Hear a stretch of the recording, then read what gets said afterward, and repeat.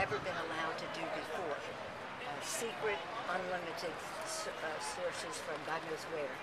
And this, again, I call it a hostile special interest takeover of our democracy. We cannot let that happen. We cannot go down that path. So that has made a difference in the race. In some races this week, they'll pour over $1 million in each race. And that makes a very big difference in a campaign. $1 million in 1 week. It's an unfathomable amount of money in a congressional campaign. I'm writing a story about how everyone's sort of running against you and San Francisco around the country. I don't know if you've seen the ads in like Pennsylvania and Georgia that say Georgia's a long way from San Francisco, all this sort of stuff. What do you think about that messaging in the campaigns? Well, the fact is that because the Republicans really don't have anything to offer to the American people, they want to characterize what we have done. Healthcare for all Americans as a right, not a privilege.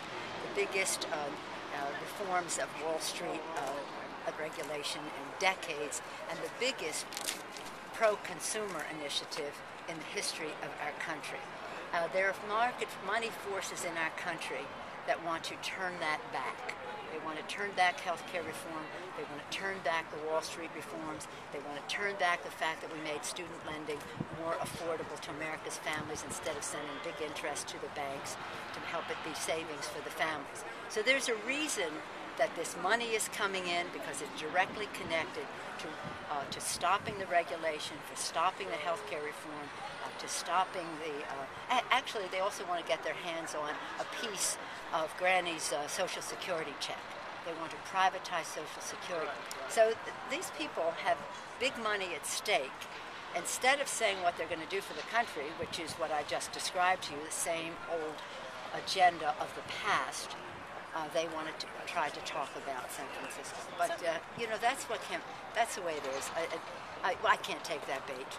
I won't take the bait. We're so proud of San Francisco. I say to them, we're the city of St. Francis. The song of St. Francis is our anthem. I hear you talk about it all the time. Let me an instrument of thy peace, where there's darkness, light, where there's hatred, love, where there's despair, hope. That's what San Francisco is about. Speaking of hope, can you speak about the Recovery Act and how you think the Americans need to realize that it does bring jobs like this project right here? Well, all across the country, communities have experienced job creation or the saving of jobs because of the Recovery Act. It, with no argument, has saved or created 3.6 million jobs in our country.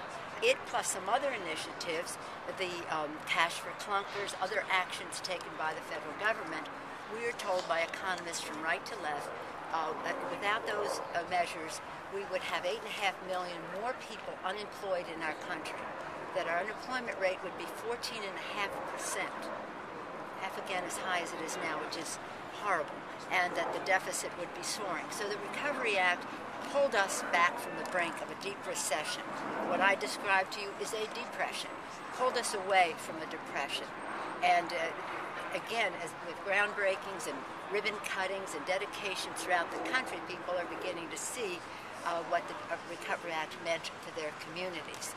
It's funny because some of my Republican colleagues who didn't vote for the bill, who speak out against it, have no hesitation to show up at a ribbon cutting or a groundbreaking.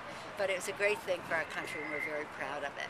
And it's especially proud today. Imagine $500 million to UCSF alone, much more to the city of San Francisco beyond that, and of course in the tens of billions of dollars for California. Social Security has emerged as one of the big issues this election. I was wondering, had you heard today about Tim Geithner confirmed Charles Blehaus to be a trustee for Social Security? I haven't heard that. This is news to me, so I just haven't heard that. But let me talk about Social Security for a moment. When President Bush was president, he was advocating reform of Social Security, which means privatizing. That means even if you say partially privatize, it means take a piece of your Social Security check and send it to Wall Street.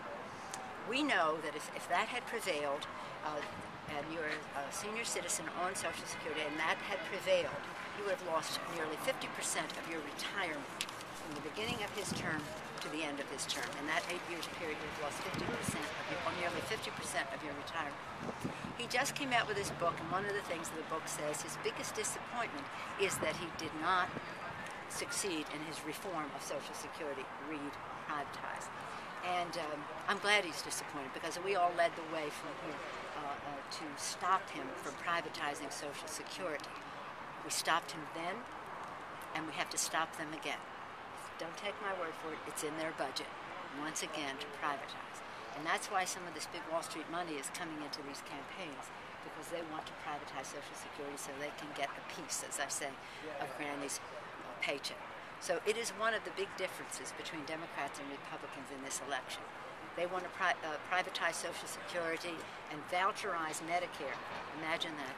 We want to preserve Social Security and strengthen Medicare. We want to make it in America. So manufacture in America. Stop the erosion of our manufacturing and industrial base. They want to send your job overseas and want a tax break for doing it. We want to make it in America so people can make it in America. The list goes on. We have Wall Street reforms that they want to reverse, and if they, we fully intend to win. So, but that is what their agenda would be if they did. So the Social Security is a very big issue, and it's a very big issue for women. Women live longer. The statistics are such that women appreciate what Social Security means to them. They have not made as much money in the workforce as men have, so they're more dependent on their Social Security. And many women at a younger age are caregivers to their parents and want them to have that Social Security. That Social Security, aptly named the security that is a pillar of our country. So that's part of our fight. Make it in America, preserve Social Security. We're not going back. We're taking America forward. Would you extend the biotech tax credit that's being awarded? Can you answer one question about the hospital? I really don't. About the hospital, yes, of course. What does the hospital mean for the advancement of health and science? I know I saw you at the VA when you came out and with UCSF, and just... As I said there, today with this groundbreaking, we have a real cause for celebration in our community. It's first and foremost about the care of patients. And what you see here is the top healthcare providers and scientists providing that health care. It is a model for the nation. That's why we're able to be so supportive of it, because what is happening here at UCSF, this medical center, is of national significance.